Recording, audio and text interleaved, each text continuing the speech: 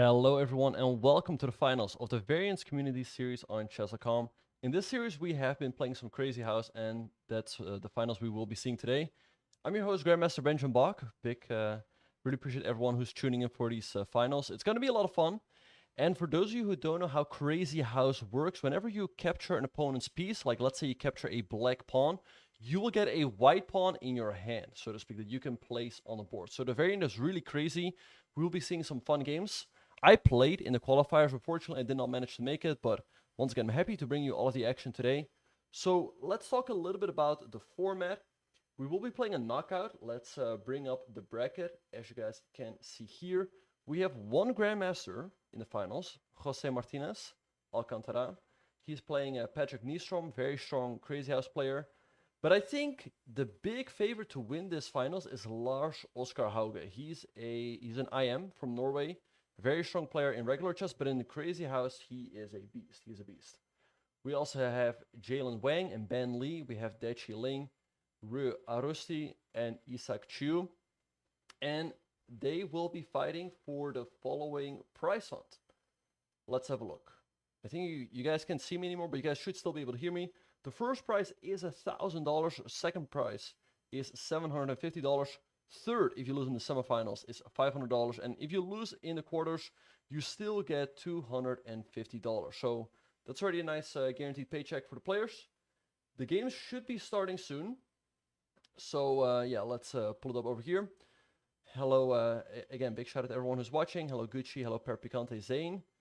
So let's see. Oh, Lars Oskar Hauge is also a GM. All right, thanks for pointing that out, FJA Gamer. Yeah, so again, big shout out to everyone who's watching on both Chess.com community Twitch and my own Twitch, and on the Chess.com community YouTube. Don't be shy to say hi in the chat. I'll try to say hi back. But yeah, we're doing some fair play checks right now. They should be able to start soon. Again, we have some big players, and yeah, looking at the bracket, I think Jose, he's probably a bit of an underdog in the quarterfinals, but you never know. He won the first two variant series. Let's see if he can make it three. But again, I think the big favorite is Lars Oskar Hauge. I've played him a couple times in Crazyhouse. He's really good. He practices a lot in Crazyhouse and Buckhouse. He really knows how to play the game. So I'm curious to see not only who's going to win, but also what openings we will see. I mean, some people like to play e4, some people like to play d4. And just like in regular chess, there is some opening theory. So let's see what the players are going to come up with. I assume they're going to start soon.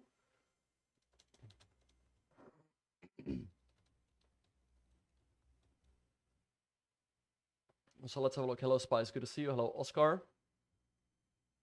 Hello, Brody. Hello, Stockfish. Chuck Multung. Chuck Multung, he's an absolute beast in Buckhouse. I don't know if he's also as good in Crazyhouse. But let's see. The game should be starting any second now. Yeah, perhaps you guys can make some predictions in the chat. Who do you think is going to win? Who do you think is going to win? Is it going to be our only GM or in the field? Jose Martinez? Is it going to be Lars Oskar? Wait, is he? Let me look this up. Lars is a... Oh, he's a Grandmaster. Okay, so we have two Grandmasters playing. All right. Okay, they're checking the players right now. Hopefully they'll get ready soon. But like I said, we have two GMs. We have Lars Oskar Hauge and we have Jose Martinez. What's the next variant? I don't know. We will find out very soon. But yeah, let's have a quick look at the bracket. Let me make some predictions. I predict that... I guess Patrick is going to win the match against Jose. Jalen Wang against Ben Lee. I have no idea. I'm going to go with Jalen. I do predict that Lars is going to win his match, and then let's say Daichi. We'll see what's going to happen. I mean, we'll see if I'm completely wrong or if I'll be a little bit close. But yeah, we're completing the final fair play checks right now. Well, I would be surprised. I would be surprised if he... Okay, and we are off. We have no Chewy Candy against Papa Pizza, so e4, e5, knight c6. And here, knight c3 is a very popular move. Also, the Italian is very popular in Crazyhouse. And there we see the Italian. So let's see what Black's going to do. I think knight f6 is a main move, bishop e7. Good move, knight c3. But I think now after knight f6, Black should already have a pretty comfortable position. And that's the move we see on the board. like I said, I have played these variants. I know a little bit of theory.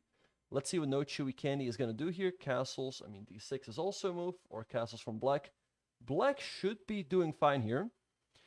And let's see. So this is the only game I see so far that has lifted off. We see castles, D3, but surprisingly enough, I think the bishop on E7 is actually a little bit better than the bishop on C4 because it's neutralizing this potential pin over here. We see the move knight G5 by No Chewy Candy. Knight D4, I think a good move.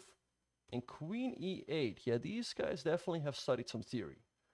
So let's see. With Queen E8, he's strengthening the F7 point. Maybe F4 is a move, King H1, which can often come in useful. Now, you got to be careful. I don't think H6 is a good move, because then white can take and go pawn it, place a pawn on G6. So we see knight E6, challenging the knight. All right, let's see what No Chewy is going to do. Hello, Wasabi. Welcome. Okay, so take. Now both sides have both a bishop and a knight in their hand. So bishop H3, hitting this pawn over here. Let's see how Papa Pizza is going to respond. I mean, let's say bishop D7 or bishop 7 is a little bit passive. So I like this move by No Chewy Candy. I don't think there's a very comfortable way to protect that pawn. Okay, he goes bishop D7. Fine move, but again, looks a little passive. Knight G5, increasing the pressure, and he goes bishop to D8. And the advantage for black is that he still has a knight in his hand. So F4, okay, now we might see another trade, and then, again, both sides get a pawn in their hand. But I'm sure white would love to place that pawn on F7, forking the king and the queen, and forcing black to give up the rook. So knight G6. All right, so black is offering an exchange sacrifice. F7 would win the rook, but I think black's doing quite fine there. You get a knight and a pawn, and it doesn't seem like white's getting a big attack there anytime soon. So let's see what black is going to do here. Like pawn G4, you can just take. So it will be interesting to see. So H6, wow. And No Chewy Candy goes for it. He sacks, and bishop B3, pinning the queen. And black doesn't have a good way to block. No Chewy Candy had some very dominant performances in the qualifier. All right, so we get a very interesting imbalance here. Black's got two bishops and a knight, and white's got a queen and two pawns. I feel like white should have the advantage here, but again, this is a lot of material. So we're going to see how Papa Pizza is going to try to put that to work. Also, okay, he goes bishop D7. Stopping whites from dropping a pawn, let's say on E6. So let's see, maybe now something like F5 and E6. Wow, he sacks on H6. What is the idea in case black takes? I guess he wants something like G7. Take, maybe sack the rook, drop a knight on H5. Yeah, and there we go, G7 on the board. Okay, I assume black's going to take. I guess he's going to take the knight and maybe drop a knight here. Very interesting stuff here by No Chewy Candy. He's definitely an expert in this variant. So I'm just fascinated by these sacrifices. But right now he's in the tank. He's thinking how to follow up. And honestly, I don't see it. I mean, if you sack over here, black's going to take. You can drop a knight, but black's going to go here. And the G7 square will be guarded. So he goes F5, hitting the knight. All right, I assume the knight's going to jump forward. But maybe black can try to create some counterplay by dropping a pawn on H3, let's say. Something like that. It's always... Wow, he goes bishop H3. Did not see that coming. Okay, so I assume... Black, white, okay, rook F2, maybe now knight G4, or who knows, maybe dropping a knight on G4, knight G4. Yeah, black is taking over the initiative. Again, in Crazyhouse, it's all about the initiative. Queen F1, okay, we see a trade. Knight G4, there goes another knight, maybe, now, wait, knight H5 is checkmate. I think he blundered. FG, no, this is not going to end well for black. FG, white, yeah, again, it can shift so quickly. I think it's over.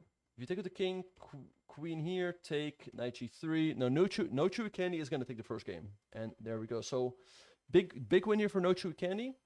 For those of you wondering how exactly the format works, these matches are best of 4.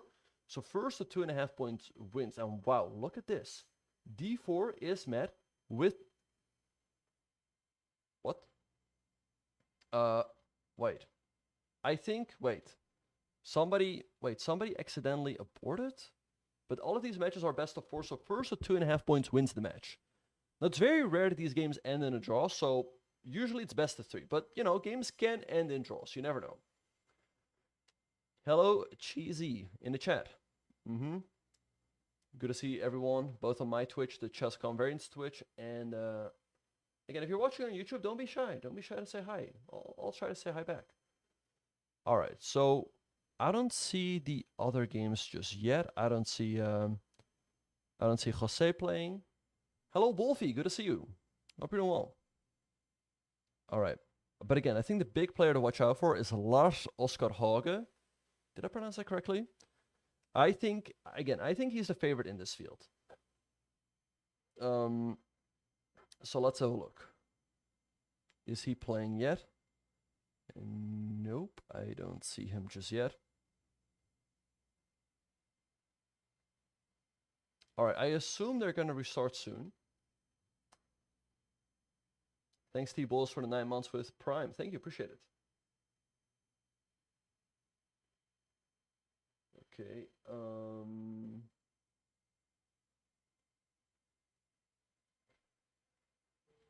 alright. Oh, apparently they're struggling with the player, I guess fair play checks or whatever it is. Wait, did Papa Pizza disconnect or something, or what happened? I don't know exactly what's going on here, but hopefully... Okay, they will restart in 3 minutes or so, so yeah, make sure to stick around. Feel free to ask me some questions. I'll be more than happy to answer them.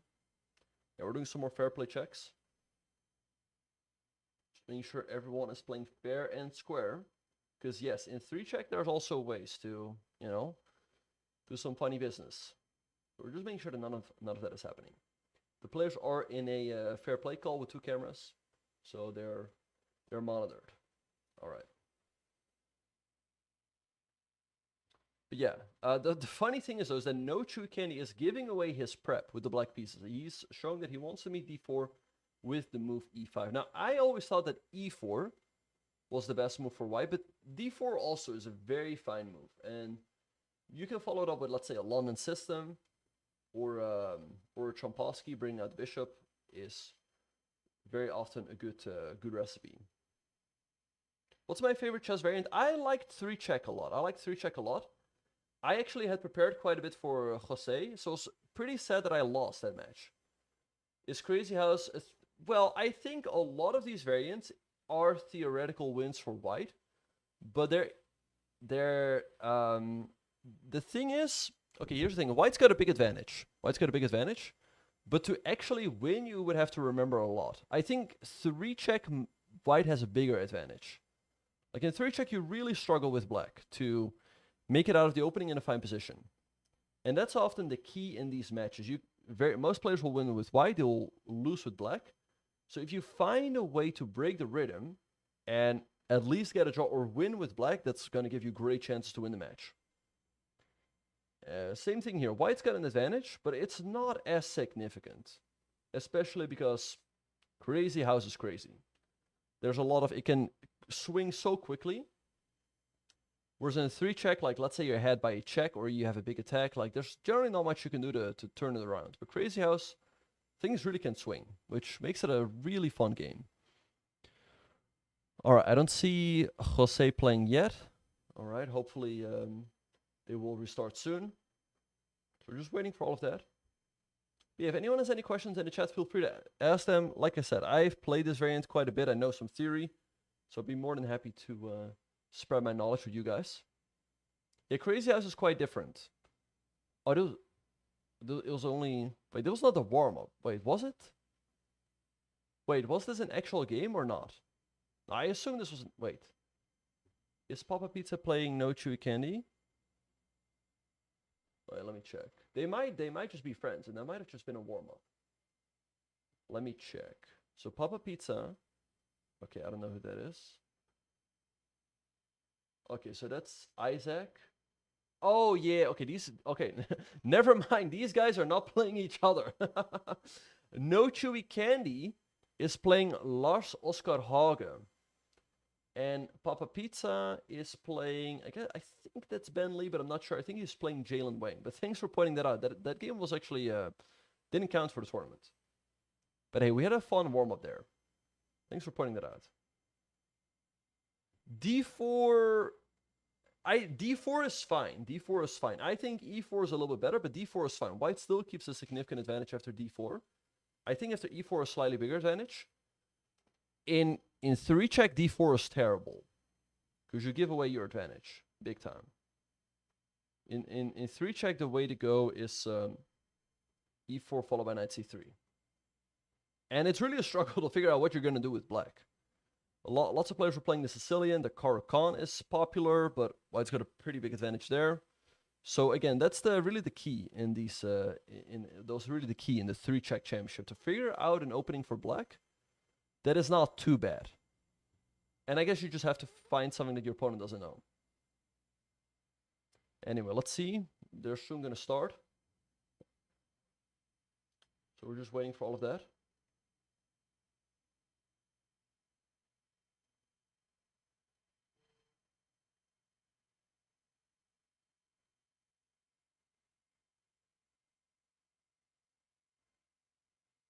Okay, and we are off. Okay, Jose Martinez. Let's see. E4. What has he prepared? Because E4, I saw in the qualifiers that Patrick was playing a lot of French. I would be surprised if he sticks with that, because I think it's quite dubious.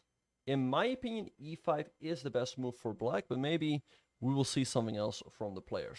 Now, Patrick is thinking, which is surprising because you could expect E4 from Jose.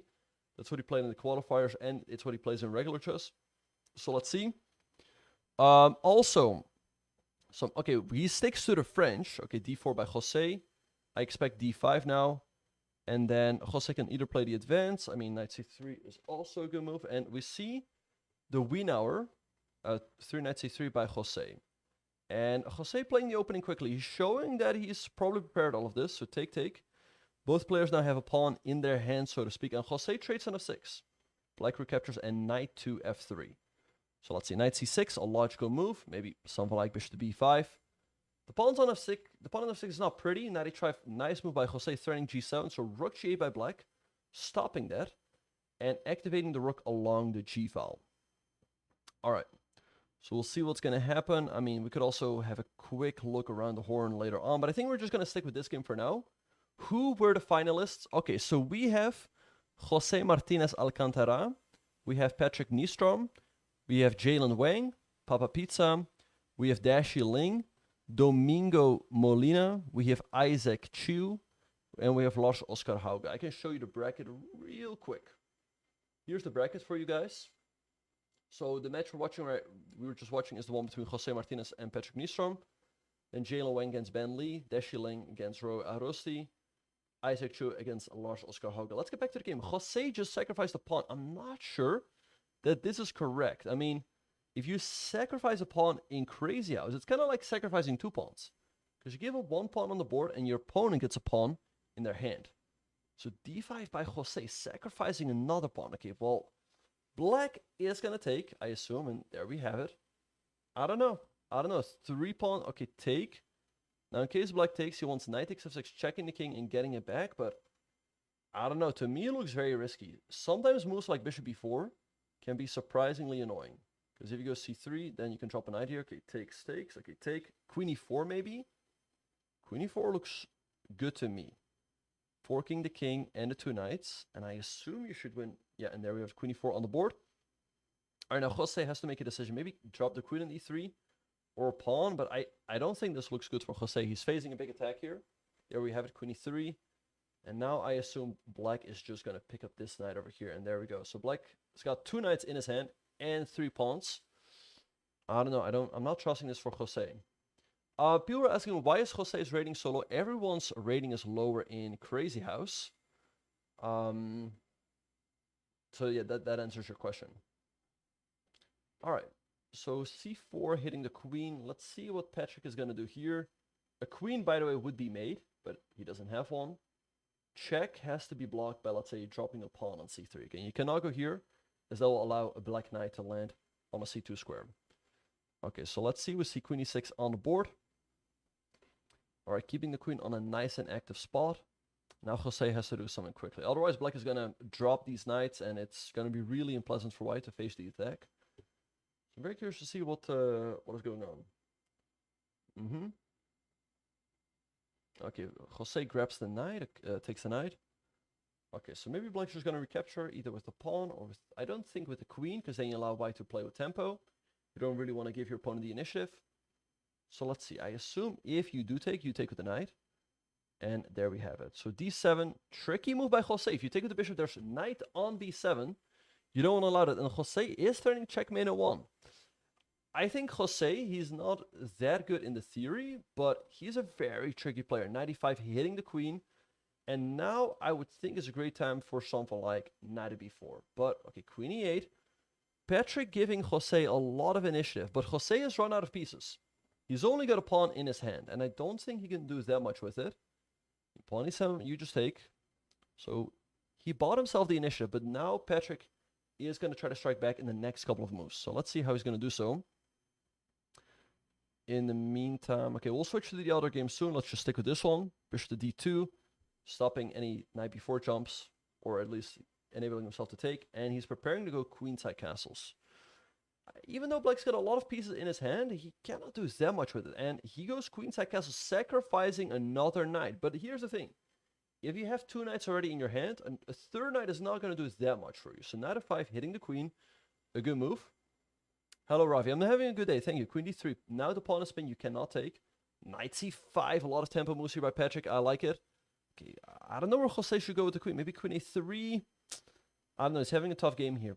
Pawn e2 is very often an option. Taking the knight, maybe. Let's see what Patrick is going to do. Pawn e2, rook e1, I assume. You don't want to give up the rook, as Black is going to drop it here, and that would actually be checkmate. Alright, maybe now you take the knight, as the d-file is no longer an issue. Rook takes f2, taking off another pawn. I don't know, this is not looking good for Jose. I don't really see his attack, and Black still has a lot of material. Okay, both players getting down to a minute here. Jose is a very good time scrambler, so he can play anyone in that stage of the game. Knight at g4, okay, hitting the rook. You can take, but White's going to recapture. I don't think that is really the way. Maybe you just move the rook back and prepare a move like f2 in the near future. Let's see what Jose has in mind. It's not easy for Black. Okay, he takes. Okay, I assume maybe knight d4. There we have it. Yeah, hitting the queen, adding some support here. And the rook for now looks useless. I don't see a good way to drop it. Maybe, I mean, a counter check is not going to do that much. So I assume Jose is going to have to move his queen, and then Black could seriously start considering some sacrifices over here. Queen c3 therefore, I guess. So he can be takes with queen takes. Bishop f3 hitting the knight and the rook. Black would love to get that rook and drop it on a1. So bishop g5 check by Jose. I assume dropping a pawn on e7. f6 Jose going for the counterattack. And I guess you grab the rook or just take another knight. Take. f6 is now going to come by Jose. But maybe you just move it back and... Okay, take. Pawn on e7. Good moves here by Patrick as well, but there goes a knight. Maybe knight e4 or knight. Okay. I like knight e4 and pawn d2 there. Bishop e5, nice move with tempo. The bishop is defended. I think Patrick should have this. He's higher rated in Crazyhouse. Material by the way is plus 10 for him. So yeah, if he used the extra material correctly, he should be winning his game. And the king is sitting in a very nice castle here, so to speak. Knight g2, great move. Forking the queen and the rook, but because Black would love to drop a heavy piece on a1. So I don't see it for Jose. He sacks the queen on e5. Take and rook d2, pre-move. Wow. But I don't see pawn d4. Yeah, just take the rook now.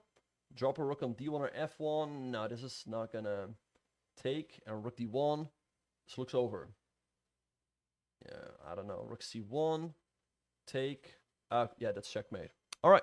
So Patrick wins the first game. Let's see what's happening in the other matches. I'm, by the way, surprised by this result right here. I thought that Lars Oskar Hauge was the favorite going into this event, but he loses the first game with the black pieces to no Chewy Candy. No Chewy Candy, no Stranger either. I'm a little bit surprised that Lars is playing the French here, but we're off to game number 2. So let me update you guys real quick about the results. Jose lost the first game with black. All right, now bishop d6 here is a good move by Jose, and I think knight e7. All right, but let's see. So Jose loses the first game, or Patrick wins, and Lars Oskar Hauge loses the first game as well. The other games in the meantime are heating up. So let's see if we have some results. Maybe you can pull it up in a bracket. Now the bracket, I guess, will only be updated if players win. So yeah, interesting London-ish here. Both sides have already dropped their extra piece on the board. All right, Jose has... No, wait. Okay, both sides, no, it's fine. Knight g6. Okay, usually you want to just throw pieces at your opponent's king. What are the rules? So, Ravi, how it works is if you capture, let's say, a piece from your opponent, let's say you capture a black pawn, you get a white pawn in your hand that you can place on the board later. So let's say white takes now, he will get a white pawn in his hand that he can place, let's say, over here. That's how it works. So hope that makes sense to everybody. Okay, wow, knight takes d6. Okay, I assume you have to take. And now I wonder what the idiot is. He takes, okay. White's got 2 pawns. I guess you go for a move like pawn to f6 to try to open up black's king a little bit. But queen b4 played quickly by Jose. Yeah, again, the initiative is everything in Crazyhouse. Like, he's going to take here, drop another pawn here, maybe another pawn here. If he gets a knight here would be golden for white. But I don't see how you get it. Jose took an f3. Maybe now take an e5, but white's really going to, you know, create some damage here on the king side. And Jose's attack is pretty far away. I mean, these bishops over here always make sure that white's king is pretty safe. And yeah, you cannot do anything about white opening up your king side over here. Knight g5, I assume you just take. Again, you cannot trade the knight. The knight will be golden in the attack. So taking bishop f6 looks great here for white. You cannot take. You cannot take. You have to move the rook. And there we go. Rook here by Jose. Maybe now move like bishop f6 or pawn. I would say bishop f6. Because you strengthen this pawn, you hit the knight. Taking here, again, if you get a knight in your hand, it should be, that should be devastating for Jose. So it's looking tough. Looking tough. Patrick looking good here to take a 2-0 lead. He takes on d5. Again, he would love to snap off this knight. Maybe you can get away with this, but it's all but take and knight h6, and the attack continues. I think Jose is in big trouble here. Yeah, I think most of you guys are familiar with Buckhouse, where if your partner grabs a piece, you get it in your hand and you can place it on the board. This is quite similar, but it's a little bit different. It's an individual. Again, if you take a pawn, you get a pawn in your hand. So bishop c3, nice move by Patrick, hitting the queen and the knight. Again, if he's going to get a couple of knights, I think he's going to get a crushing attack. So looking tough here for Jose. So let's see what Jose is going to do. He can drop a knight on h3, but I don't think it's going to do that much. Queen b6, bishop takes e5. Okay, you can recapture, and he's guarding this square over here. That's his idea. Okay. Still, I would think that getting a knight for white should be great. Hello, Joe. Joe Brune. Good to see you. Big shout out to Joe. All right, let's see what's going to happen. But yeah, tough. Okay, so a5. So he wants to deflect the queen from the 6th rank. So queen f6. Now something like take a knight h5 looks very tempting to me, and I assume that's what he's going to go for. He keeps his bishop on g3 to keep some defense around his king, but now knight h5 to me looks good.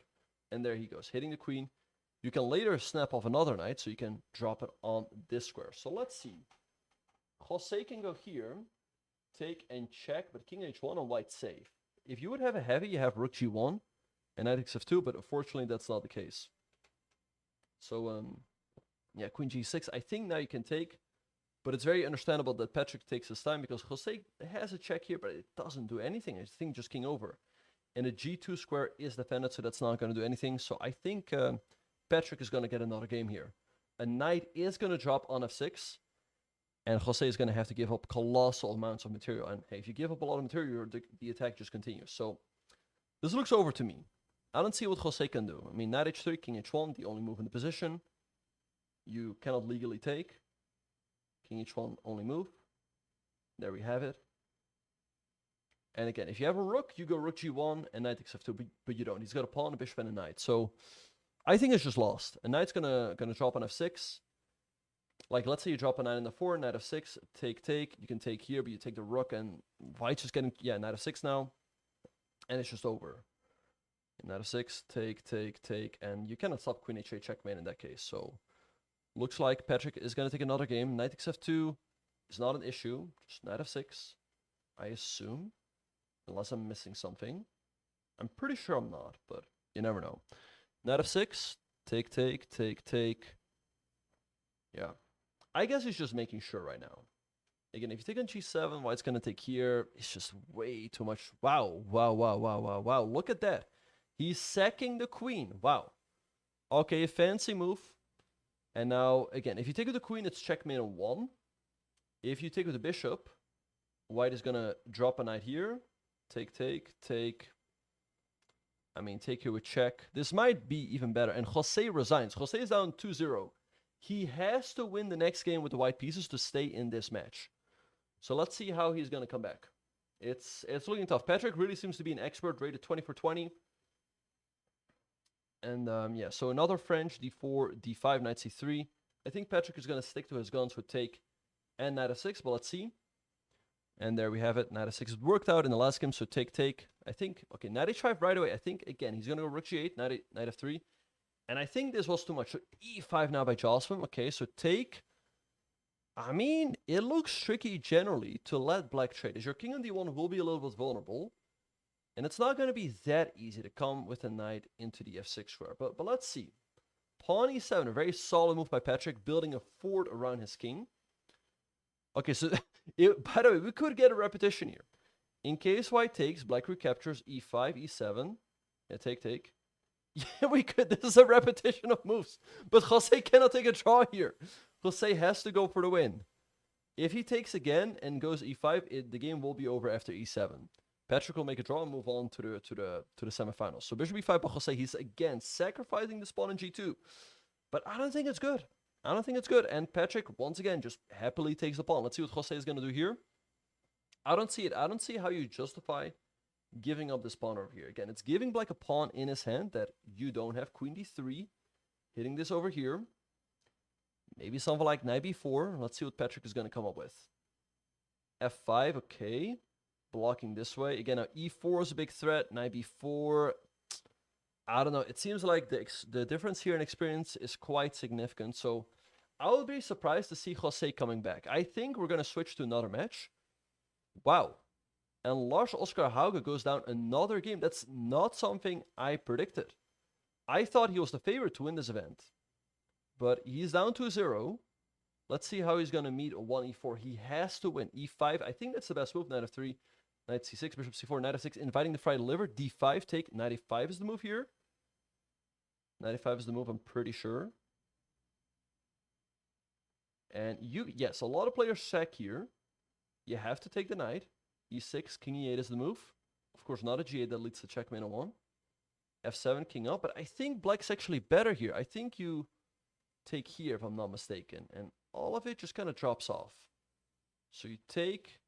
Yeah. Okay, check. I think you might just take. I forgot the theory. Take. Wow, wow, wow, wow, wow. Look at these moves. Knight f4. He is going for the counterattack. Attacking the pawn in g2. That's what makes Lars such an amazing Crazyhouse player. He always fights for the initiative. I think, well, the two knights defense, I think, is one of the best lines against the Italian. So queen g4 check. I would think pawn at f5 or take here. Pawn at f5 plate. The king seems pretty safe here for now. Let's see what Isaac is going to do. I mean, take doesn't looks okay. Takes a pawn on g7, hitting the rook. Okay, this is defended, by the way. He takes the bishop. Okay, white doesn't have a good check as far as I can see. He can take the knight though. Taking the knight looks scary because how are you going to recapture? Maybe you take with your own knight, but then knight g5 looks pretty strong. You can maybe take with the queen, but I guess still knight g5 is going to come. I don't know. Lars with his back against the wall here. If you lose this game, it'll be over for him. True, but black gets some pieces to attack with. Okay, knight g5 is the move I'm sure he's looking at. And I guess you might go to d7. If you go to e7, then white's going to take rook at e8 and pawn f8, and that should lead to checkmate. So you cannot go here, you cannot go here, you have to go to d7. In my, but then bishop e8. Wait, this looks scary.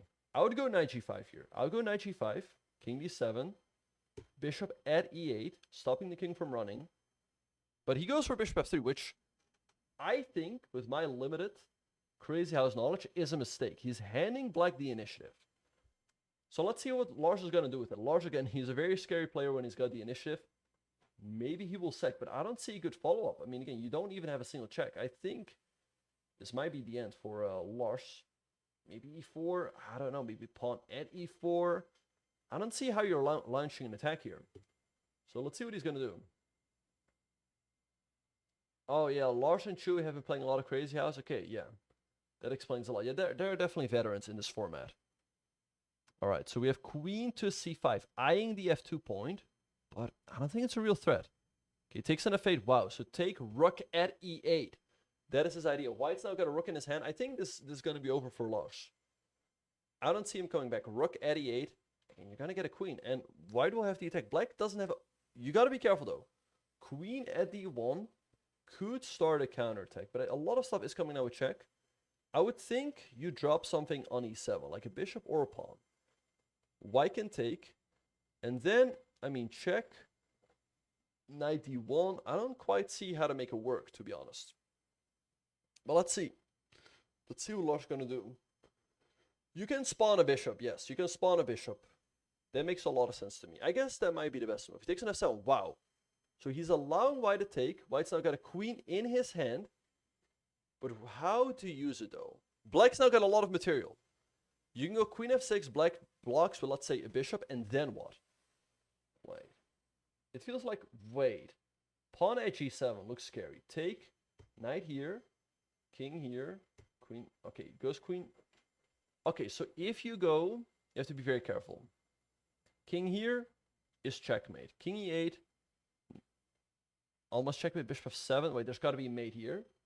Pawn e7 looks extremely scary. If you go to g8, there's knight h6. If you go to e8, there's knight g7, king d7. Is he just running away there? That'd be insane.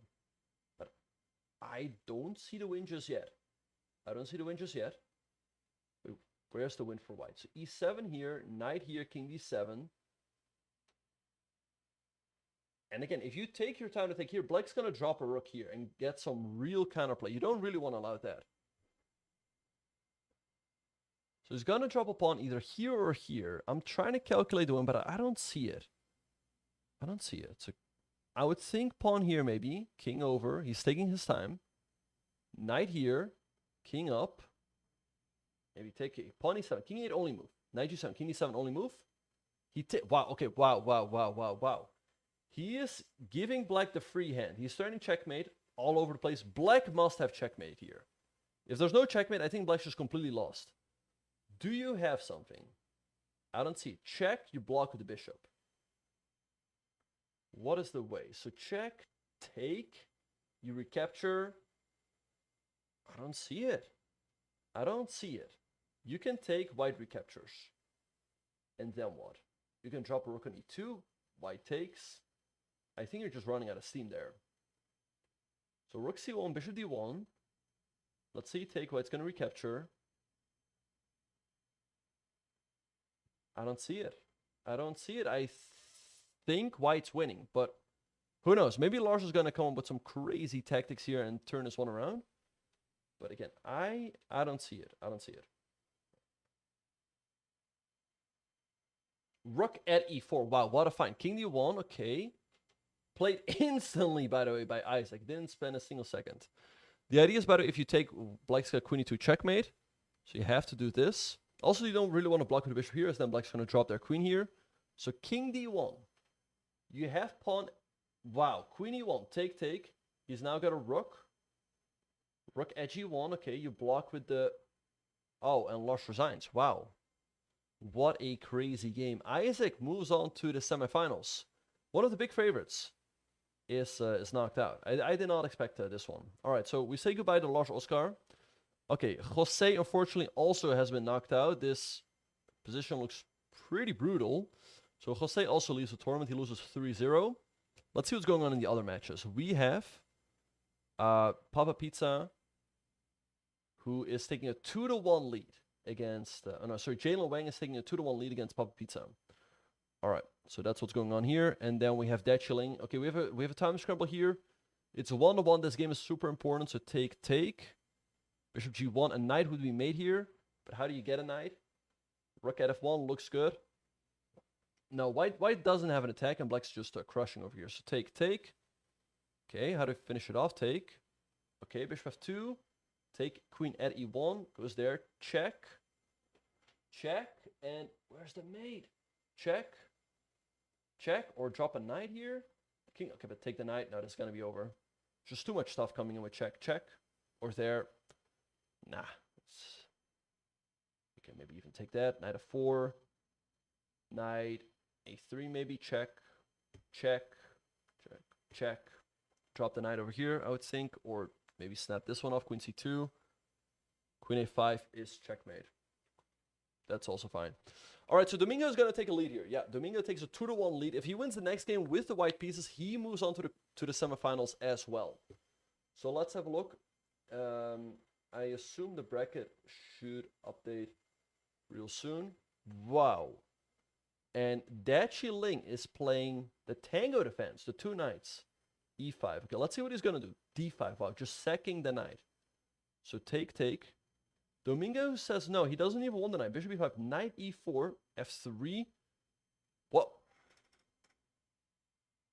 What? Knight c5?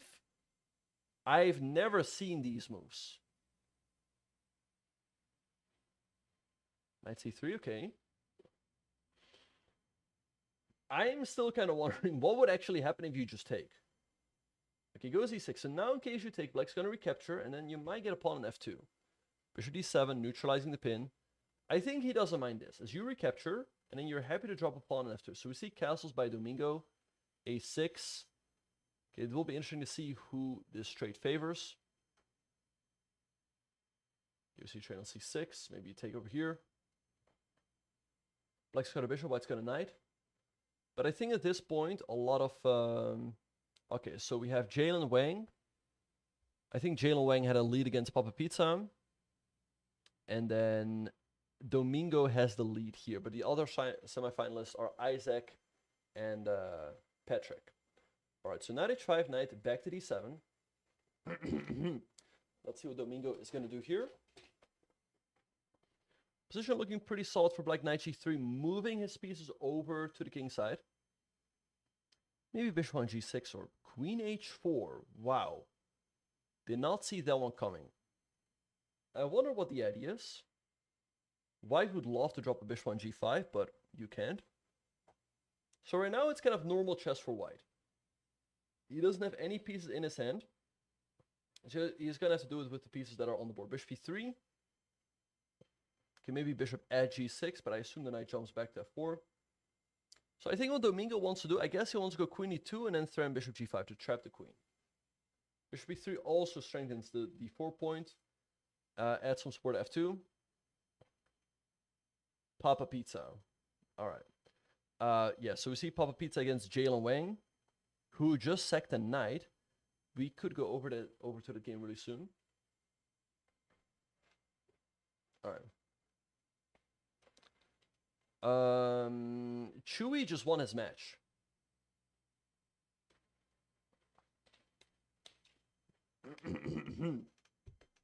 Bishop at b6. Okay, pawn a4, gaining some space on the queen side.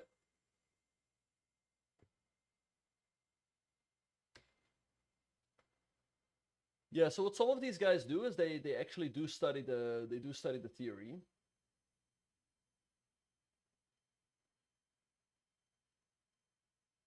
All right. Okay, so we have some developments. Let's see exactly what happened.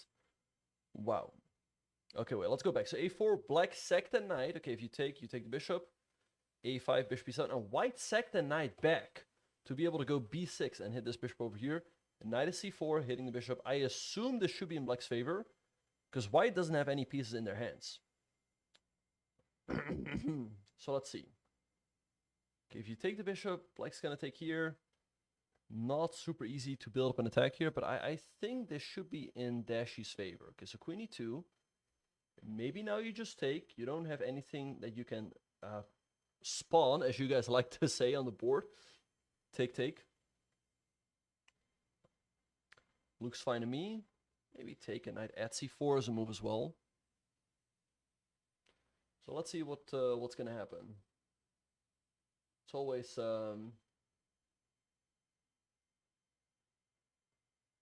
we see pawn takes b6. I assume white's gonna recapture. You want to have some pieces in your hand, so at least you can do stuff, so to speak. You can put pieces on the board. Okay, wow, he sacks the queen for... I like this idea, because now he gets knight c7, forking the queen, and he's going to pick up the rook. Bishop d6, nice move here by black, but maybe you take on b6 with the knight or the pawn. And at least white's getting some play going. You can now no longer drop the rook on c7 as black is guarding against that. That was the whole idea. So let's see what's going to happen here. I think Dashi should have the advantage and should be able to fight back for the win. But it's super tricky. Things can swing very quickly. So let's see what's going to happen.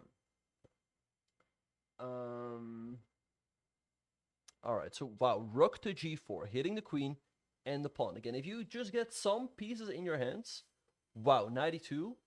Okay, what is the idea in case you take? I don't see it. Wait. Ah, okay, I assume in case you take, he wants to take here. King h1 looks risky to me. You can take, and you recapture with the knight. Oh, wait, never mind. If you take the knight, there would have been something like this. At least that's the idea. Feels too scary. All right, so king h1 was played. Maybe now you take. You recapture. Maybe you take. Well, it's going to take here. And okay, then white gets a lot of material in their hands. So let's see what's going to happen here. I don't know. This one can swing around. Domingo is trying to get the initiative here. It's fine. He can exactly. Yeah, I don't see how to get through here with black. Queen. Wow, he sacks the queen and pawn h4. He's going all. He wants the initiative. White doesn't have a good piece drop here, so to speak. All of these squares are guarded, so you cannot quite use your queen. And if you take, then black's gonna take here. Get a lot of pieces with check. So it will be interesting to see what Domingo is gonna do. I like this approach by white. Maybe knight takes b6 and drop a pawn on e5. I was just gonna say, so take, knight takes. Maybe you take again, but I think then you take here with white. I assume threatening queen e7. And it feels like this is just one check. So take rook f1, and then what? I personally don't see it, but maybe you drop a pawn on g3, queen h4, something like that. Looks interesting. Queen at h5 check. I assume pawn or bishop at h3 is the move I would go for. But let's see what he's going to do. I would drop something here. What is his idea? That's the big question. Okay, he goes bishop h3. White threatening queen e7. You don't want to allow that. Knight f5 to protect against that. Nice move. But I guess now, take the bishop. Take the bishop, get another piece. And how is... Maybe take the rook. Knight d5, covering all of these squares. White would love to have a knight, but he doesn't. And in the meantime, black is setting up pawn at g3 to create his own attack. This is a big, big game. If Domingo wins, he moves on to the semis. If Dashi wins, we're going to see a tiebreaker. Yeah, getting a knight here would be huge for white. But how do you do it? d7 is covered. This is covered. He's running out of time. 10 seconds on the clock. What is he going to do? Queen at g5, offering the trade of queens. I assume you just take. That's what he goes for. Pawn at g3 looks good. You have to take. Take. There's no good drop here. I assume you take the... that looks... No. That looks way too scary. So take. I think you just take, but then you get the knight in your hand. That's what he wants. He wants that knight. So take knight f... No. That's a blunder. Uh-oh. No. That was not good. White's going to get that knight here. That's... Okay, check. Take, but knight at c5. Knight c5. That's it. And the queen is going to come in with devastating effect. Dashi had his chance. Queen e7, and that's checkmate. What a game between Domingo and Dashi. But it's Domingo who moves on to the semifinals against Chewy. So let's see if we can pull the bracket. Alright, so hopefully this bracket will be updated real soon. I don't see it being updated just yet. Alright. Okay, well. Alright, so I think, okay, we still had that other match, but I think all of the matches have come to an end. So let's see if we can... pull it up here, but I can tell you guys who moved on to the semifinals. We have Jalen Wang, we have Domingo, we have Isaac Chu, and we have Patrick from Sweden. I forgot his last name.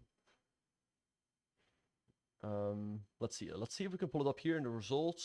No, unfortunately, this is not updated yet. All right, so I guess there is a very short break now. There's a very short break. So I'm just going to catch my breath. Hope all of you guys have been enjoying the coverage so far. And we will be back in just a few.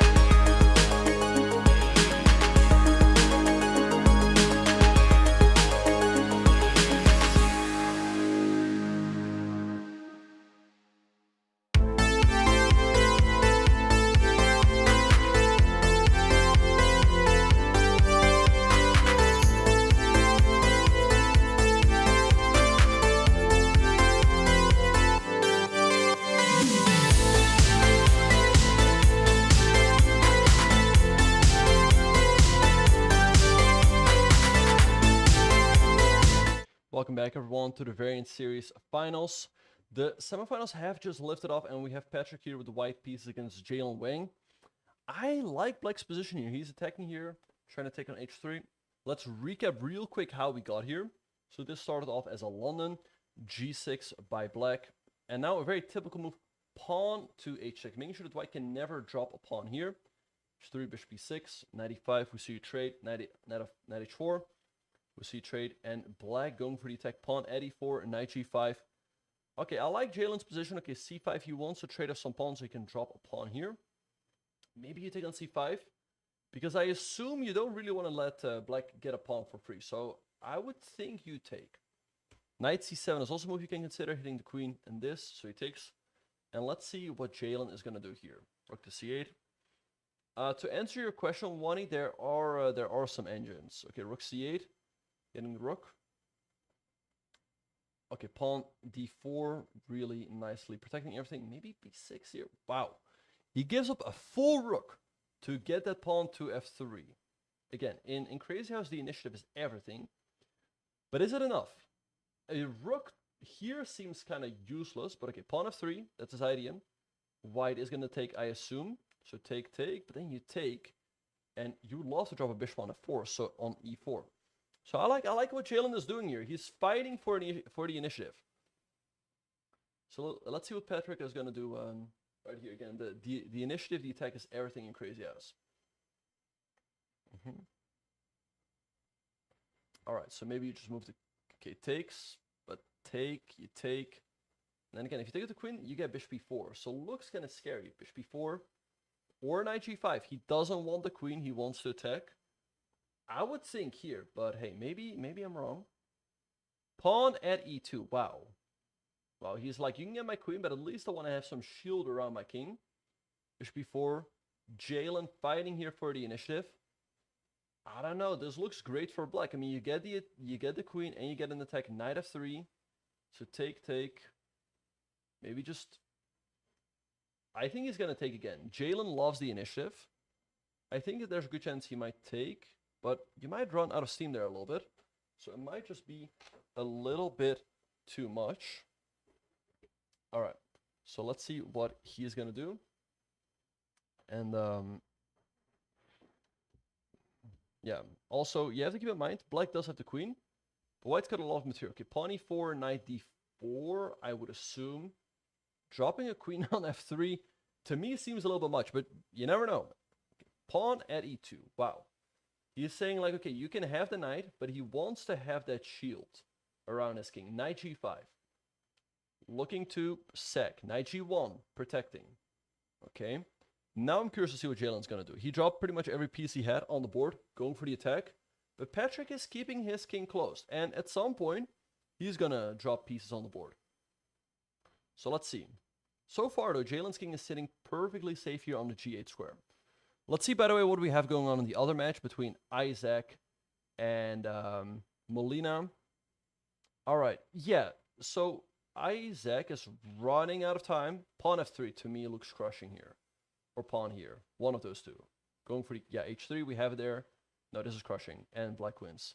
This, by the way, started off as a fried... Oh, just wanted to show you. It started off as a fried liver.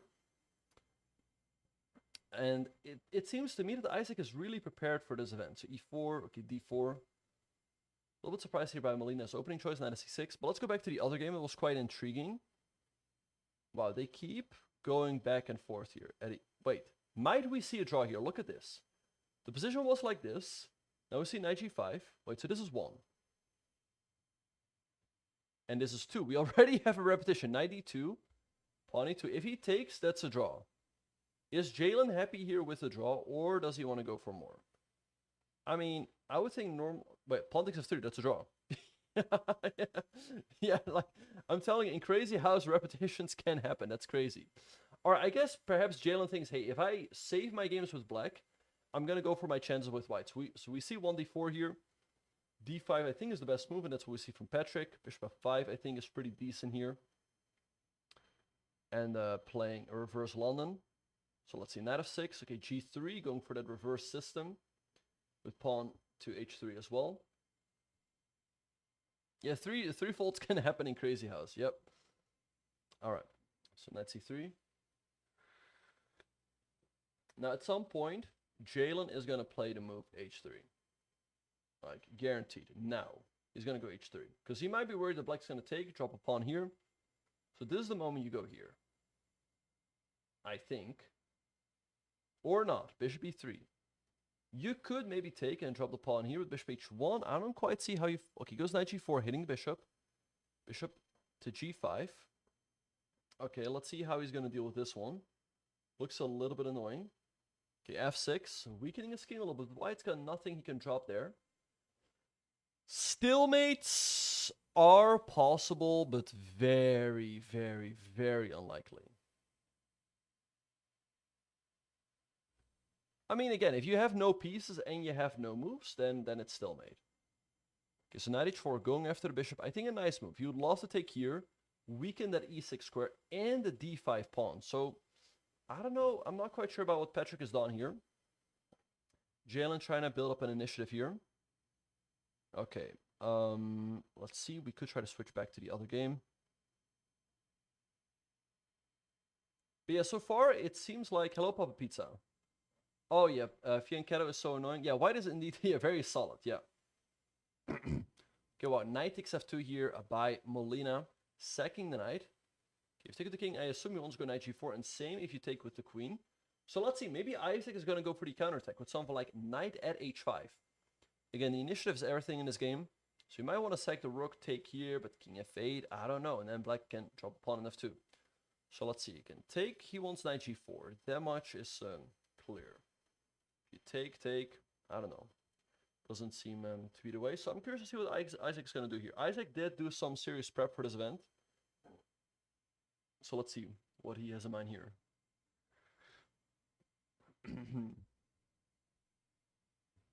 But Isaac's also streaming and no chewy candy. Bishop to g5. Wow. Bishop at g5, I should say. Hitting the queen. So he's sacking the rook, but if he takes, then he will be threatening checkmate on e7 by dropping a queen there. So let's see. Maybe pawn at e7, but that looks a little passive. Then I like a move like knight at h5. So let's see. I like Isaac's chances here. Pawn e7. Okay, I would think knight at h5 here. Yeah, I would think knight h5. Looks good to me. Hitting the pawn on g7. And there we go. Okay. Now, I assume in case black takes, you take on g7 with a check. King f8. And then maybe something like auto knight back, then you go g7 again. You put a pawn there. So let's see. So take here. Maybe bishop h6. Black's going to counter with f2. So let's see how Isaac is going to attack here. In case black just takes over here. You could also take, and okay, rook g8 to defend. Interesting move. And now let's see what Isaac has in mind. He's running out of pieces a little bit. Okay, takes the knight. I assume a knight's now going to drop on h4 or on e4. This doesn't really lead to anything. And okay, do you want to allow black to drop a pawn here? He says yes. Queen e3, pawn f2. I don't think you take. Maybe you move the... maybe you move the king king over. But black's gonna get a knight, drop a knight here. This looks annoying. Molina is building up some real counterplay here. Again, the initiative is everything. Sometimes you just gotta sack some pieces to keep the initiative. King e2, okay, out take here. Yep, that's what we see. There's no check on the king though. Bishop g4, f3. Played super quickly. He saw that move coming. Take. He wants to take. And then I don't see a check. I don't know what the... Okay, Isaac's up in material f2 by Molina. Hitting the rook. You have to move the rook over. Maybe knight at g1 here. Looks really annoying. Do you...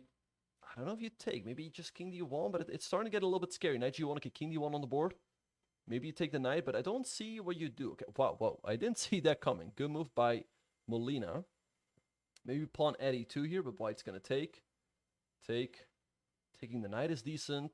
Takes the knight. Queen takes e4, I assume. You want to get rid of that knight. And then how's black going to attack? Pawn at e2. Takes. Queen f1. Oh, and knight at f2. Wow, what a find by Molina. And he wins the queen. He wins the queen. This looks crushing. Isaac now facing a big attack. I mean, if you take queen d1, should be checkmate somehow. I don't see quite how, but looks crushing. This looks devastating. It takes... I assume you drop the queen here. King up. Where is the mate, though? Where's the mate? I don't see it. You can maybe take the knight. If you get another, well, okay, king f2 only move. Knight h3, okay, you have to take that. Yeah, queen f3, king g1. Takes upon a c2, okay, but now maybe you can block somehow. Where's the mate? Where's the mate? I don't see it. I don't see it, but these guys are experts. Molina, by the way, also, his king is perfectly safe. So what he could also do is just take over here. Yes, and he goes for it. Take, take. He's now got a pawn, a bishop, and a knight in his hand. This has to be checkmate. I think Molina is going to even out the score here. Pawn e3, pawn f4. Now this looks crushing. But okay, Isaac. Wait, where's the mate? Check. And check. Check. Yeah, and bishop h6. Bishop g6, sorry. Alright, so Domingo is going to even up the score here. Bishop g6, checkmate. Alright. Crushing game there. I liked no Chewy's candy. No, I liked Isaac's position out of the opening, but Domingo found a crazy way to turn things around. We see now a d4, d5. Can out of 3. Bishop f5 is pretty standard here. Bishop either here or here is usually what white does, so let's see what he's going to do. Bishop g5, a tricky move, making it difficult for black to develop. Knight f6, I always wonder, this trade looks pretty good to me for black. So what is white going to do? You don't want to take e3. Usually what you want to do is go bishop d3. Because then after the trade, you control all of these squares, and it's going to be very difficult for your opponent to drop any pieces. He goes knight c3. Okay, stopping this and this. Bishop d3, pretty typical move by Domingo. Bishop b7, he's saying like, okay, you can trade, but I want to trade on my terms. Okay, let's see what Domingo is going to do here. He goes knight e5, putting some pressure here. I assume you just castle.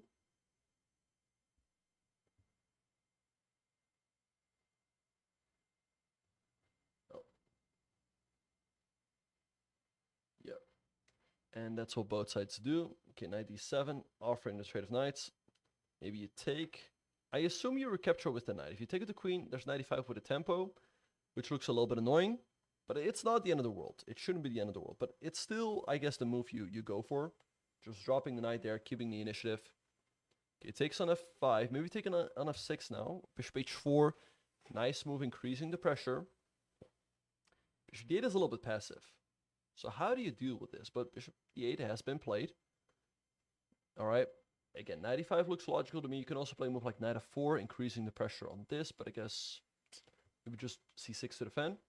Okay, we see knight e5, queen. Queen e6 should take, like knight f4 is annoying. Where do you go with the queen? I feel like Domingo has the initiative here. I like his position here with white. If you go queen d6, white can take everything and drop a bishop here. It goes there. Maybe now you take once and knight f4, or I guess take again and go knight f4. Because often it's kind of scary if your opponent gets a lot of minor pieces for the queen. So knight f4 hitting the queen. This looks good for white. He's going to get a pawn, and I don't see where you go with the queen. If you go here, bishop c5 is really annoying. Queen e7, you get hit with the tempo. Queen e8, but then you take here, and this is a big threat. Queen e8 on the board, though. Okay, knight takes d5. I assume you take the knight, but then maybe an e7 is a nasty move. Or take, or just take, and go bishop d4. I like Domingo's position here. He's got a lot of initiative, bishop b4, trying to create some counter threats, but now pawn f6, pawn e7 looks very good.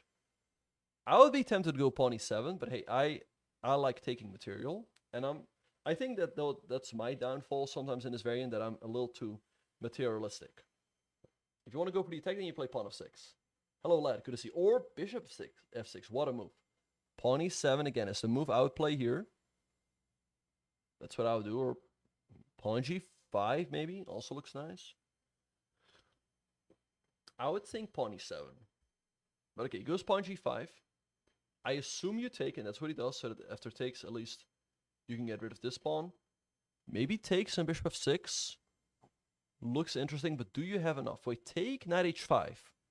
Take a knight h5. Looks really scary for black. And he goes for it. He takes on g7. Wow. Okay, do you just recapture here, or can you ignore the bishop? Ignoring the bishop looks scary.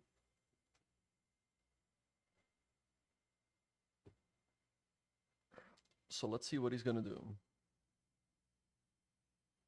takes on g2, going for the counterattack. Wow. Okay, so let's see. White doesn't have any checkmating material just yet. I mean, I would have dropped a pawn here, because then if you take, this is a real threat with check. Now, I mean, okay, takes the bishop. You've got knight h3.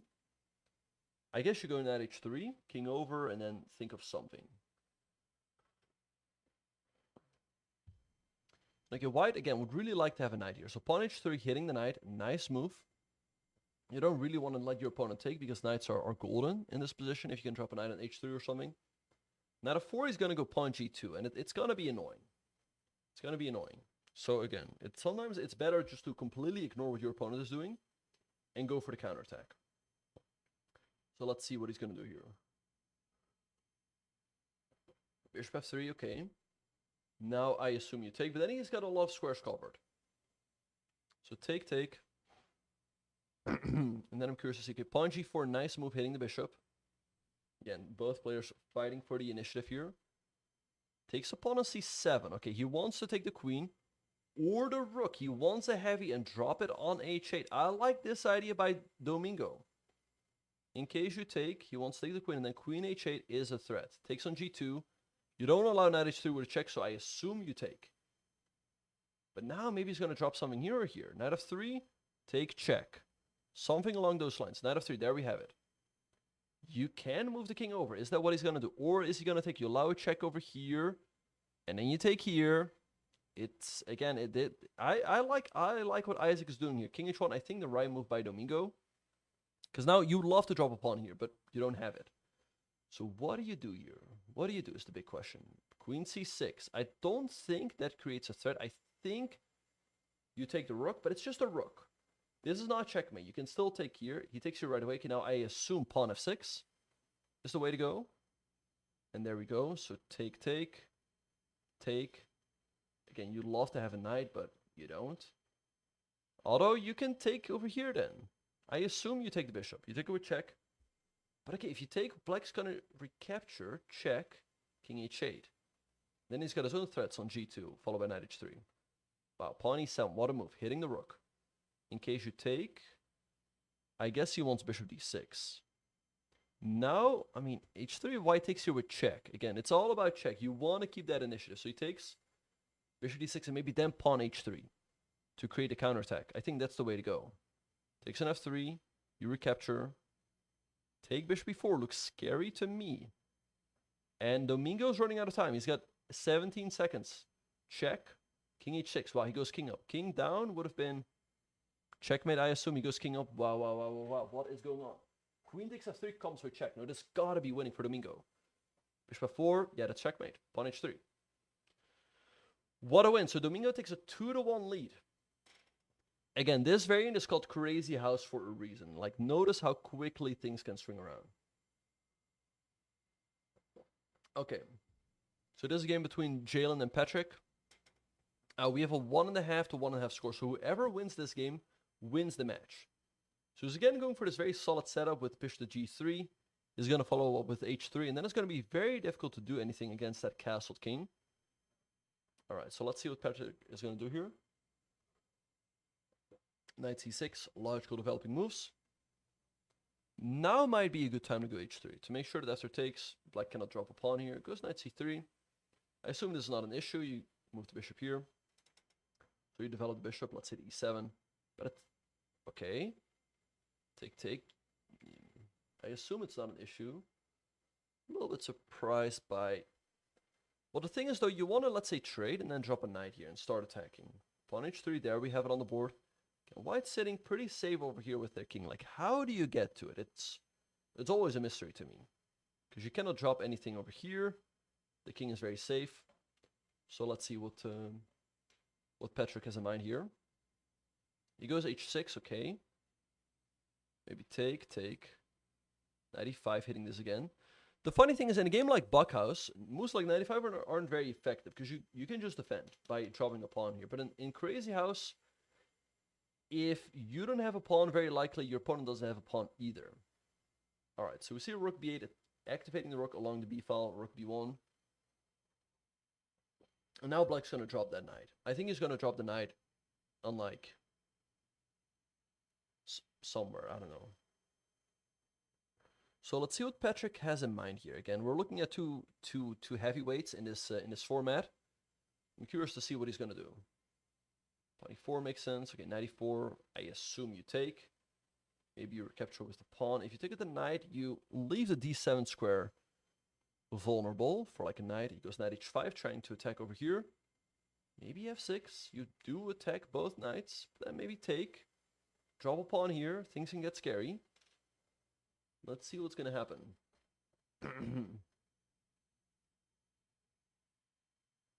Pawn f6 played. Hitting both the knights. So white has the sack, I assume. Yeah, take. Pawn here or here. Something. And I guess after f7, black is going to give up their rook. Yeah, wow. Queen c1. Hitting this pawn over here. He's down a piece, but he's taking his time to hit that pawn in h6, which is actually quite awkward to defend. Now the big question here is, like, do you defend or do you continue with your own play? He goes knight g8, defending the pawn.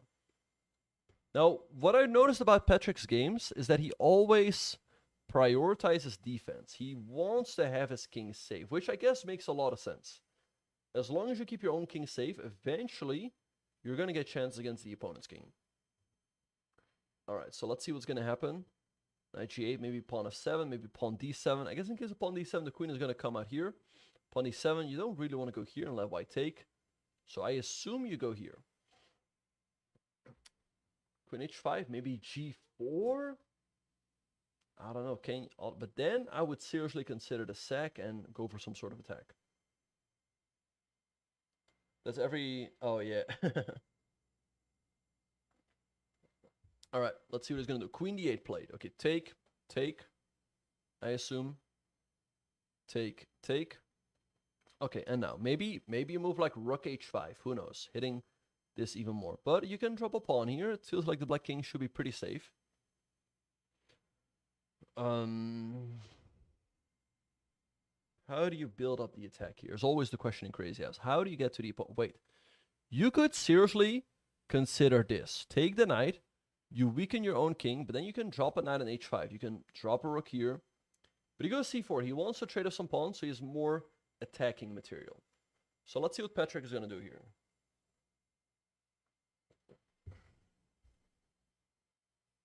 I like a move like knight g5 to attack this. But I guess white's just going to drop a pawn here and still be pretty safe. So let's see.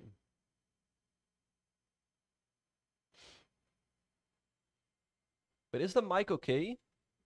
Is the mic okay? Or could it be improved upon? Okay, so we have g6. Okay, so he sacks the bishop. Okay, what's the idea? Take. And now. Knight g5. So he would love to drop a pawn here. White snaps it off. I assume you're captured the knight. You cannot drop a pawn here, so it's definitely annoying. Maybe knight at f4 is a way to defend this square. Let's see.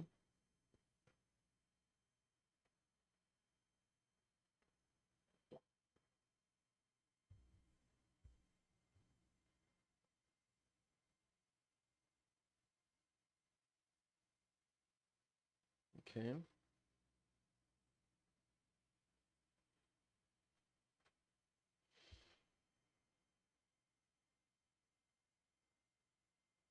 All right, so knight f4, covering the h3 square, bishop f7. Again, Patrick always makes sure that all of these squares are covered, but he is conceding the initiative to Jalen. Bishop c6, nice move, hitting the queen. Now, where do you go? Queen d6, there's rook d7. I like this for Jalen, especially considering the time situation. Maybe you take this pawn over here, try to go for the attack, but white's king is pretty safe. White's king is pretty safe. It goes queen d6, okay. Rook d7, I would assume. I don't think this works. I think you recapture. You can give a check, but... Okay, pawn at h4, hitting the queen. Now, what do? He's got no time. In 8 seconds. This is super scary for Patrick. If he loses this game, he's out of the tournament. Pawn at h3, hitting the bishop. I guess you take. One way or another. You don't really want to let black take here. He takes. Okay, take. Take. Okay, and again, rook at d7 looks really annoying to me. Okay, knight e4. Rook d7 looks good to me. That's what I would do. Getting the queen. Pawn e5. Maybe he was worried about some sacrifices. Take, take. Take. Okay, knight f3. Getting the queen. Where do you go? Pawn e5. Or again, rook d7. Now?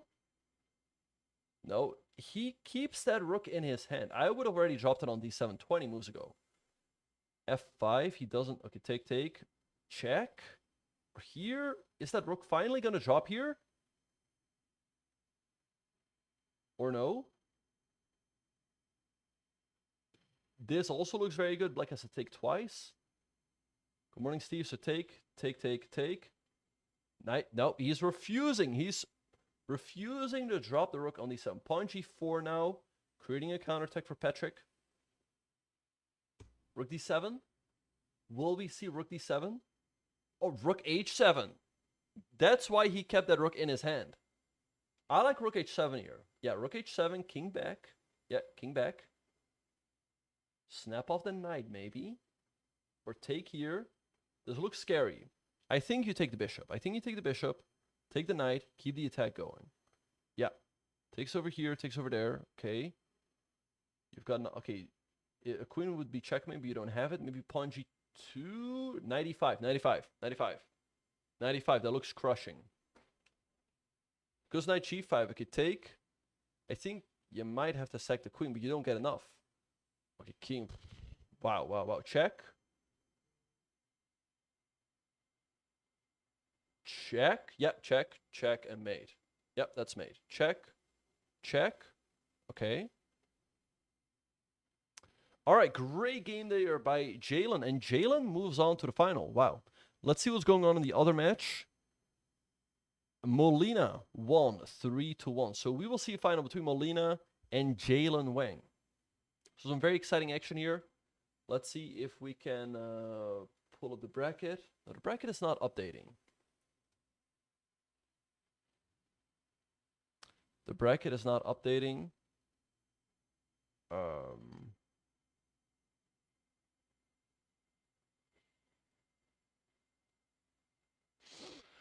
Yeah, so some crazy games here. All right, so we'll just have to wait for the wait.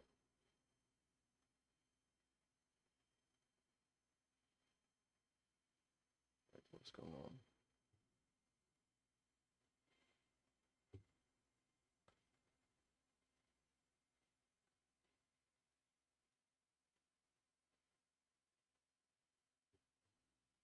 Give me just a second, you guys.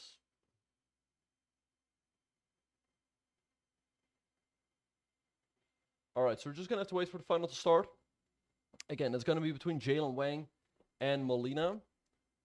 And yeah, we're going to take a short break, but we will be back in just a few. Don't go anywhere.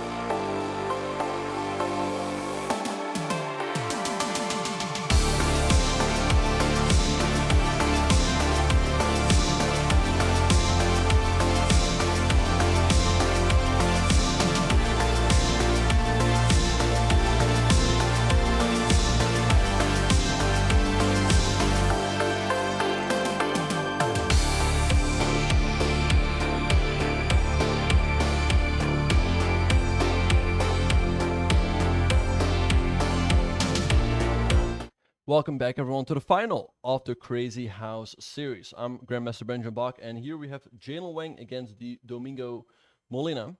All right, so this game started off pretty quietly.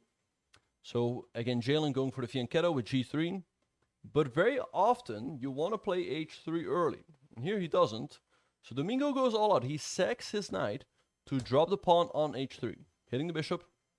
Bishop f3, knight f6. Why use their extra knight to drop it on e5? But again, Domingo is a player that loves the initiative. He goes bishop to c5, hitting the knight. And now we see knight to b3, take. Maybe knight at g2, but I guess you just move the king over. He takes on f3, okay. Takes with the knight. I think he's going to drop something here, either a knight or a bishop. But I guess knight here, king here. And I don't quite see how you make your way to the white king. Okay, bishop g2, rook g1, I assume. Or, hey, you can also go for that. Rook g1 on the board. Okay, maybe now you take. Okay, goes knight g4, dropping another piece. And take here. Okay, I guess he wants to take here and get like 2 pawns going. Let's see what white's going to do. White's got 2 bishops in his hand, but it doesn't seem like you can do that much with it. Just to reiterate, everybody, the final is also best of 4, so whoever gets to 2.5 points first wins the match and wins the championship. The player's already guaranteed $750, but if you do win the final, you get 1,000. All right. So,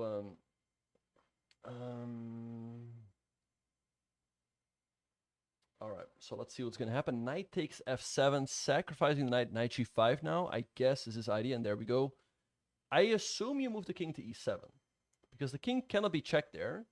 And there we go. You also make sure that you keep protecting this. Maybe you sack over here. I don't know, but I like Domingo's position now. He wants to sack here, bishop a3. I guess you block with the knight, but then, yeah, well, but then maybe pawn c5. Maybe you run, but that looks a little scary. Let's see what Domingo's gonna do. He goes knight d6, pawn c5, I guess, but I think he's just gonna ignore it, and I think he's gonna go all out and sack on f2. Then something like take, maybe queen d4. This is going to be a fun game. Let's see who's going to win and be the first one to strike here. I guess black's king, you know, you just have to keep pieces around your king and keep it safe. Make sure that your opponent doesn't have a good drop, so to speak. So let's see, pawn c5, I guess you take. Bishop c5, okay, in case black takes, you want to recapture. That's his idea.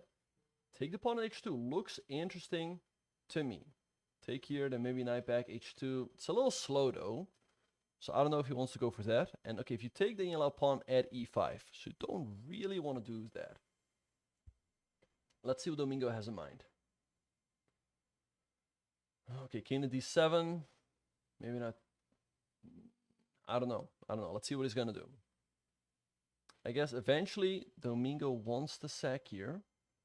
But his king, you know, even if it walks over here, sitting pretty safe. King safety, again, is everything in this game. So let's see what Jalen's going to do. Maybe bring another piece into the game. There they go. They're listening to the commentator. Okay, bishop f4 on the board. Knight e4 to me looks scary, because you allow a pawn on e7, something like that. Oh, listening to the commentator again. Maybe pawn e7 hitting the queen. I guess the queen moves over. Maybe you can take. Black's going to recapture. He's putting a lot of pressure here, but again, f2 for the moment is protected.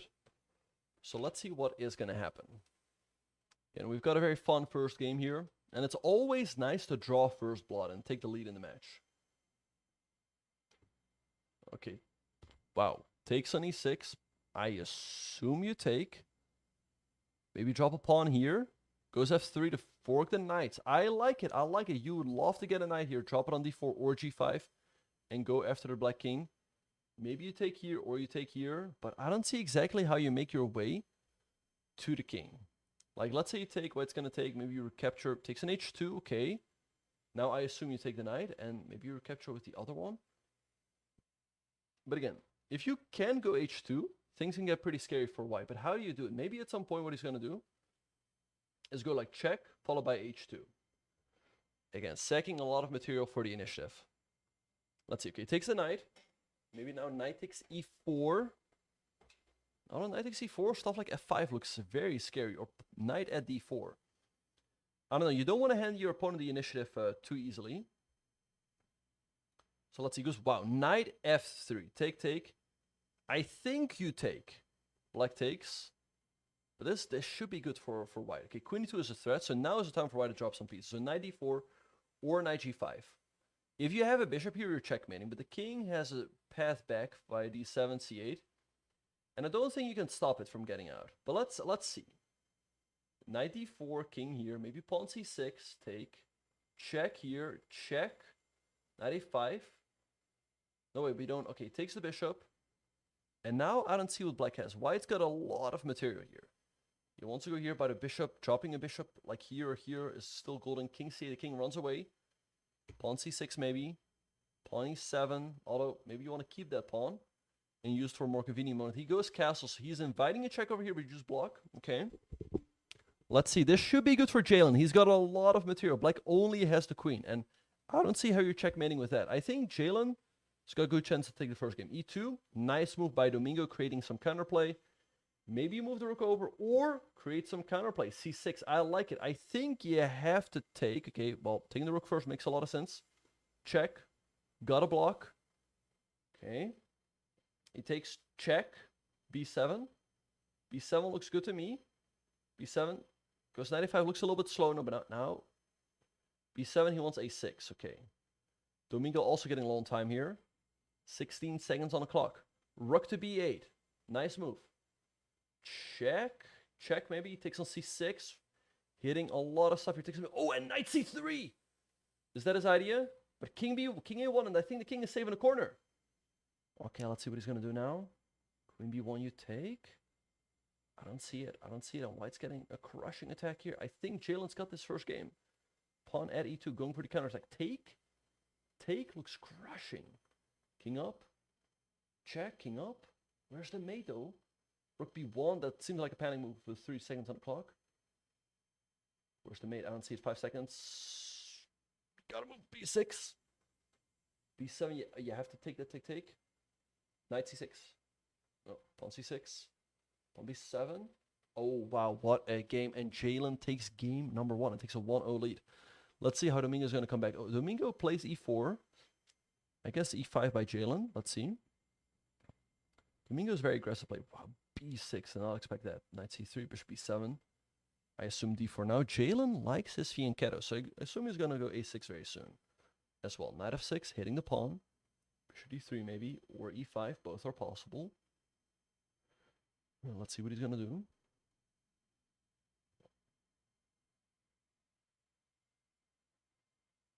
Okay, bishop b4, pinning the knight. Maybe e5 here.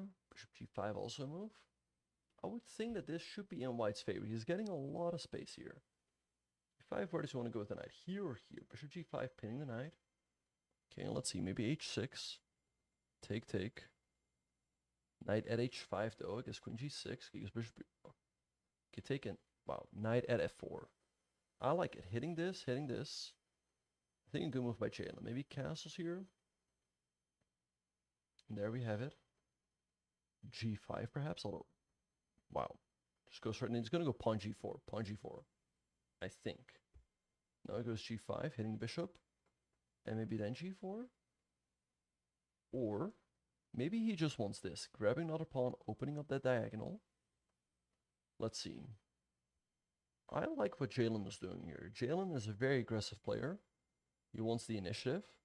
This is not the type of position Domingo wants. Let's see. So bishop g3, I guess you take here. Or g4. G4 also a nice move, hitting the knight. But I guess in case of g4, white just moves the knight. And you don't have anything to follow up. So king h1, wow. Take, I guess he wants rook g1 to utilize the g file himself. I still like knight takes c4. You grab another pawn. You open this up. Okay, takes. Now let's see. Is he going to defend this or just go rook g1, knight e4? I assume you take here. You create a big threat over here. So maybe take or go like queen here, but then you drop another pawn.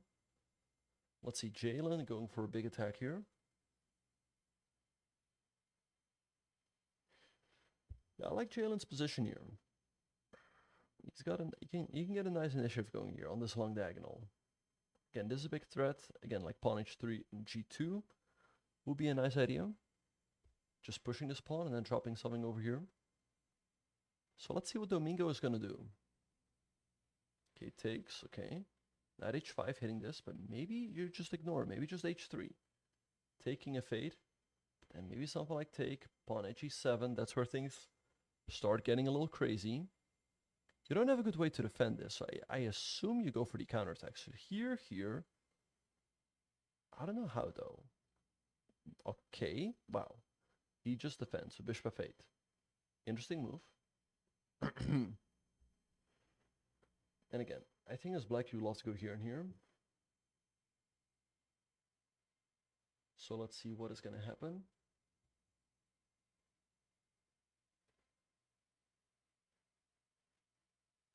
Domingo is thinking here. But yeah, I don't see it. Bishop d3 offering the trade of bishops. Now, fun fact, if you go bishop d5, take, bishop d3, we can see a repetition again. But I'm sure, yeah, we could see a repetition, and Jalen might not be happy with that, as he's ahead in the match. Bishop d3, will we see a repetition? This is already won. Like, we've seen his position here, and now we see it again. So let's see what Domingo's gonna do. He might not like his position. I would like black here, but black is up in the match, so you generally don't mind a draw. Okay, bishop b7 will be, yeah, okay, and we see a draw. Pretty funny. All right, so Jalen keeps his 1.5 to half lead. He only needs another point to win the match. If he wins this game, it's all over. Knight f3. Okay, knight there. g3. Is Domingo gonna do the same thing? I would doubt it, but you never know. Again, he's a very aggressive player. Maybe just bring out the knight. But then I guess you go h3. Bishop d6. Here. Is he gonna do this though? He's definitely looking at it. I think he's gonna go for it. I think he's gonna do this. Drop this here. Take here. And drop this over there. I'm telling you guys, he's gonna go for it. Just wait. He's gonna sack on g3, drop on h3, sack on d4, drop on g2. No, come on. Okay, h3 now.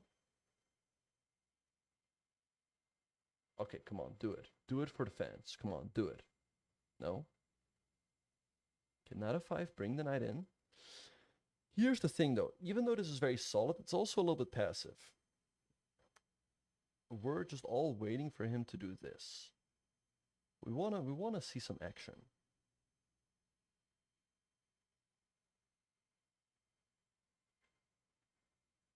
Okay, let's see what Jalen's gonna do here. Maybe no, you don't want to go e4 because then you take it. Knight b3. Opening up his bishop. I'm not very convinced by Jalen's opening here. I guess now, come on, just do it. Do it for the fans. Take here, drop this. Okay, he goes h5. I like it. Let's go h4. So in case of h3, maybe he just takes. Okay, bishop g5. Can you take? Wait, can you take? Take over here. No. Thanks Attila for the raid with 1. Appreciate it.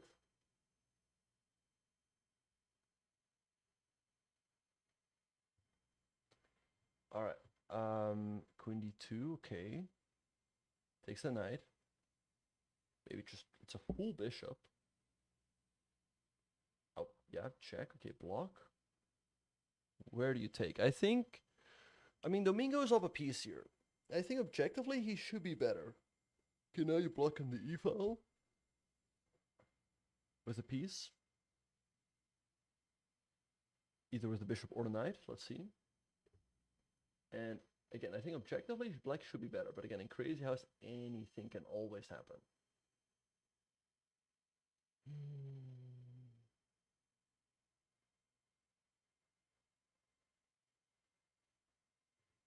Okay, takes on g5.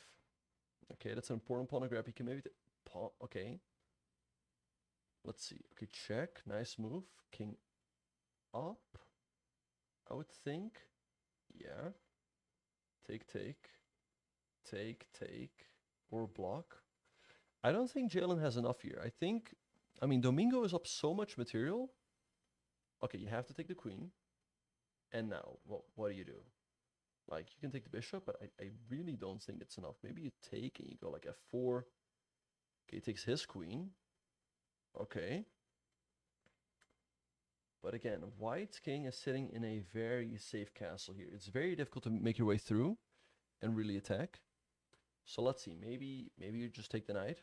All right, but now is the time for white to do something. He goes bishop e6. So he starts dropping pieces around black's camp. He would like to maybe get another pawn, so he can, like I said, keep dropping pieces. Okay. So let's see what Domingo is going to do here. Again, he's got a lot of material, but I don't see how you really make your way to the white king. You would love to drop something here, but you can't. I mean, that's a little bit passive to defend. So let's see, Domingo getting low on time here. He cannot afford to lose this game. If he loses this game, it will be over and it will be Jalen taking the championship. So let's see what he will play. Okay, knight at d3. He wants to go for the rook. Maybe, okay, pawn f7. Maybe he's looking at queen g8, but take. It seems like black is still kind of safe over there. You can drop a knight on, let's say, h6 to be safe. I think in case black takes, you just recapture. He's not worried about that. I guess he actually wants this. Pawn g6. Okay. Queen g8, I think, is a little bit too much. But, you know, you get a lot of material. You can also maybe take here, snap off another pawn. Love to somehow make your way over there. But let's see how he's going to do so. This game, by the way, don't play a move like rook d1 because of check here, queen here, and knight takes f2. I guess that's why he dropped the knight there. This rook cannot move. If the rook moves, there's knight e2, king here, queen here, and knight takes f2. So you have to be super careful of that. So let's see what Jalen's going to do. Okay, he's got 1:30 on the clock. Time definitely is important in Crazyhouse because the time scrambles are insane. Like, there's so much to calculate. It's very easy to blunder checkmate or a big tactic. Okay, takes a pawn on d5. Okay. Again, as black, I would just love to drop the knight here, but I don't see. Maybe, wait. What about that? I like it. Takes on g3. That bishop has to go. Takes it. But then, oh, but bishop g8. Bishop g8, that looks crushing. Uh-oh. What is Molina gonna do here? Bishop g8 looks crushing. Oh, it's getting so much material with check. I don't know, now he's got 19 seconds. I think Jalen has the championship here. Unless Molina comes up with something crazy. Knight f6 played. Okay, check. Maybe you can still move the king. Can you though? It looks extremely scary. But if you take, I don't know. You give up so much material. If you get the queen here, it's mate. But how do you do that? Maybe pawn e7, maybe pawn e5. One of those moves, trying to remove the knight and get to the h7 square. And again, for the moment, this king is sitting quite safe. Because pawn g7, okay, take. And he snaps off the knight. He wants to drop a knight on e6, 10 seconds for Molina. I don't see it. I don't think you've got an attack. 96. Looks crushing. Or rook here. King h6. King h6. Okay, goes there, take the bishop. And again, there's no attack for black, and white's got a big attack himself. I think this is over. And again, look at the time situation. 2 seconds for Molina. He's got to move. All right, and that's it. Big congrats to Jalen Wang, who takes the 3rd Variance Community Series in Crazyhouse. I mean, he played some great chess throughout. He always combined defense with attack, and he's a very deserving winner. Also, good performance by Domingo, who makes it to the final, but he just came a little bit short against Jalen. Great performance by him. So let's see if we can. Yeah, the bracket is not updating, but yeah, that's it, you guys. That's it. I hope all of you guys had a lot of fun. I certainly had covering these games. Would have liked to play, but you know, commentating these games is also a lot of fun. And again, great performance here by Jalen, who takes this championship. And yeah, so we congratulate him. He's gonna get $1,000 for his efforts. And I'm only looking forward to the next Variance Community Series. So for those of you, I think pretty much anyone can play in these. I highly encourage all of you guys to do. It's a lot of fun. And you can also win a little bit of prize money if you make it into the finals. So I think next week is going to be a rest week, so to speak. But the week after that, the next series is going to start. And I'm curious to hear which variant it's going to be. So again, big shout out to everyone who's watching, both on the chess community Twitch and on my own Twitch. And on YouTube. Hello to everyone over there. And yeah, that was it, you guys.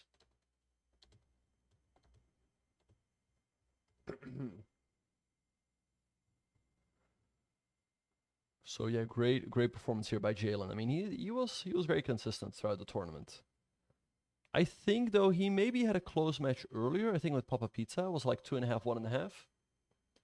The semis, I forgot what happened, but overall he pulled through and yeah, played some great Crazyhouse. It's a really fun variant, and it's always interesting to see how quickly things can turn around. I did think that Molina should have won this one. He was up so much material here. He's up 2 minor pieces, but again, this king over here is always sitting safe. And yeah, eventually he managed to make his way to the black king. Thank you, Ravi. Yeah, no, my pleasure, my pleasure. I try my best to make it fun and understandable for you guys. All right, guys. So I think we're gonna wrap up. I appreciate all of you guys for watching, and I will see all of you guys in my future streams. So if you guys enjoy my commentary, you can follow me on my own channel, twitch.tv/GM Benjamin Bach. Atomic, who knows? Who knows, Ilya? Who knows? We'll see what Chess.com will come up with. But again, we thank all of you guys for watching, and we look forward to seeing you all in the next broadcast.